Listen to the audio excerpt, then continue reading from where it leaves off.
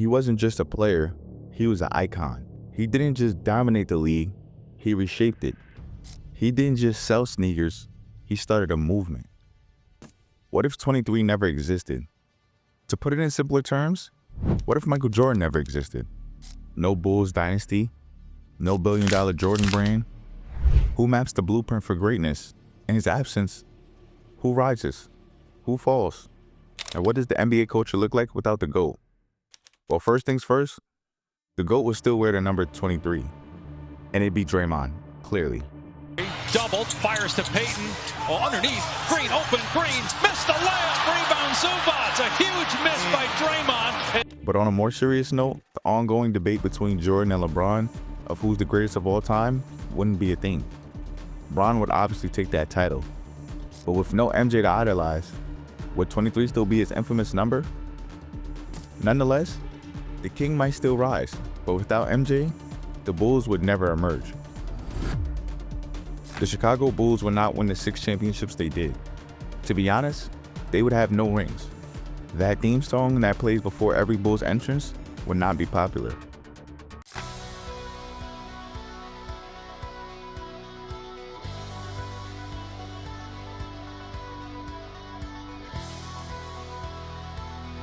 The United Center would remain empty, or would it? Guard Derrick Rose may now be considered the greatest to ever touch the Windy City.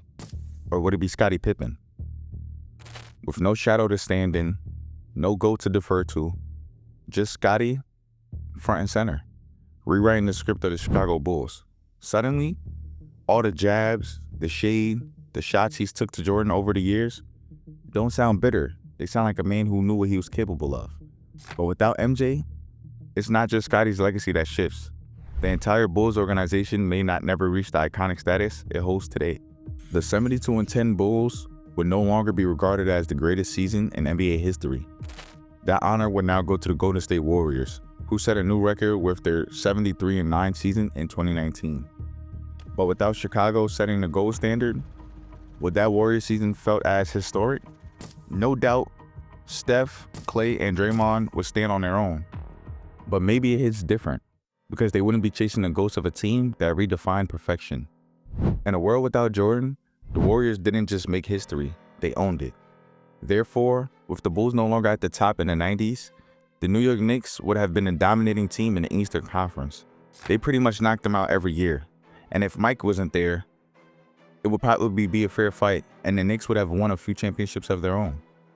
For many, it wasn't a lack of talent, it was just bad timing. A single championship could have rewritten everything. John Stockton and Karl Malone were a dynamic duo. As dominant as they were, they could have been remembered as more than that. They could have been remembered as champions. Patrick Ewing might have brought glory to the Big Apple and changed the entire Knicks legacy. Ewing might have led the team to not just one finals appearance, but a championship possibly. Charles Barkley, already one of the game's most dominant forces, would have had a chance to get some jewelry to match the resume. Then would he stop hating? Dominique and Mutombo, the highlights, the defense, the passion, could have finally been rewarded. Without Jordan in a way, the history books would have looked very different. However, the biggest chapter missing from that book wouldn't be on the court, it'd be on your feet. Would Nike ever dominate the way it does today without MJ?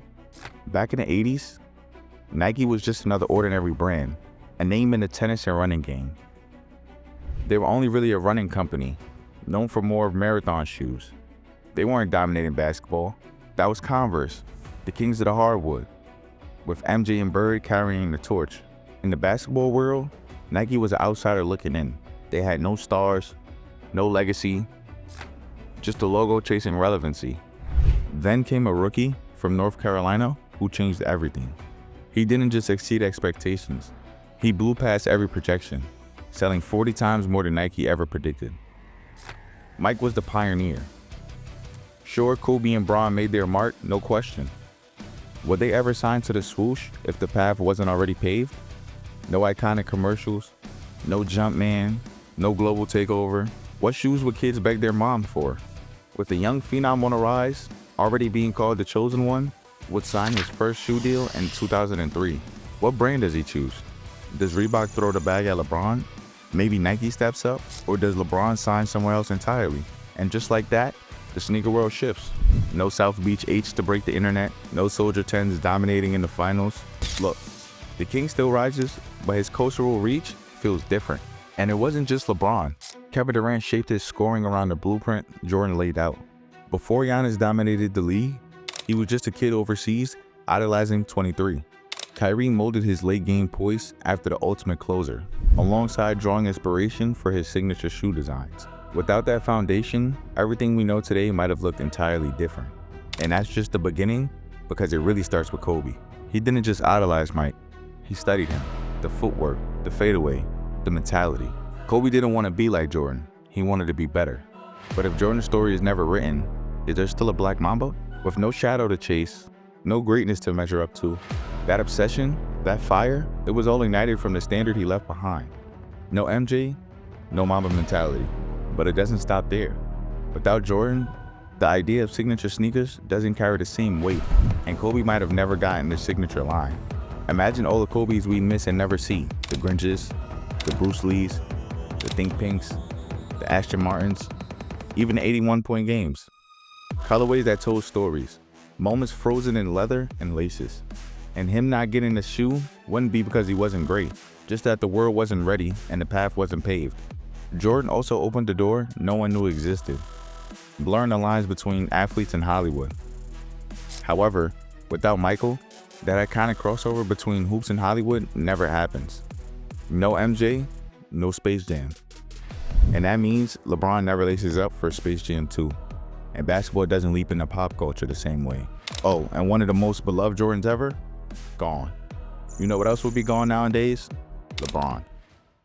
With him universally being the GOAT now in Jordan's absence, and without him to chase, that fire that fueled him to play 22 seasons never sparks. Making an early retirement would seem not possible, but practical. However, what would that mean for the ratings in today's NBA game? Would the views plummet as they search for the new face of the league? With all those questions hanging in the balance, Jordan's impact wasn't just felt in Chicago, or even just the States. His reach was global.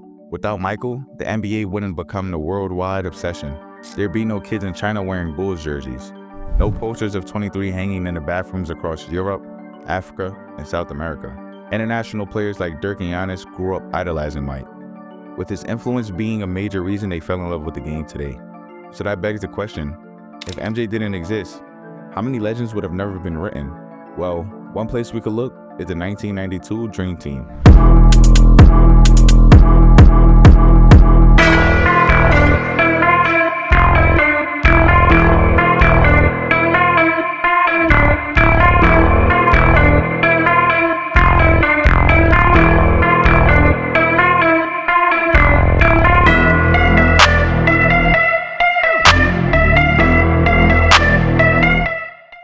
This wasn't just a team, it was a revolution.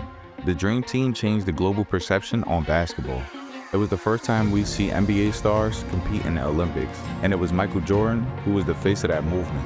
It was Mike's competitive fire that pushed guys like Magic and Larry to bring their best.